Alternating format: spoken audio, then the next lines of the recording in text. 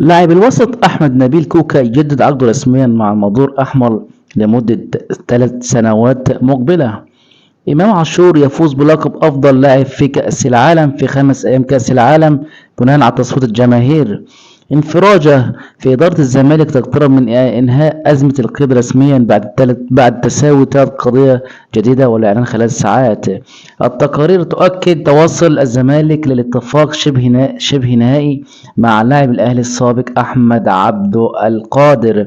إدارة نادي الزمالك تحسم مسير المغربي محمود بن تايك، والمهاجم التونسي سيف الجزيري يستقر على البقاء مع الفريق مستبعدا العروج الخارجية. إدارة نادي الزمالك بتتحرك قانونيا وأوروبيا لتساوي القضايا العالقة بالفيفا لتفادي عقوبات إيقاف مجددا.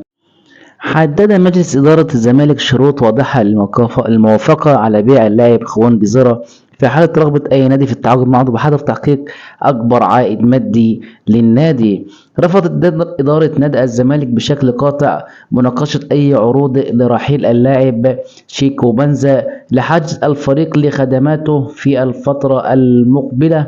إدارة الزمالك بتتحرك لتأمين اللاعب وتحسنه من العروض الخارجية والمحلية المتوقعة خلال بعد أداء اللافت مع المنتخب اللاعب أحمد فتوح، والتوقعات التي تحدد بها مستقبله بعد انتهاء منافسات المونديال الحالي.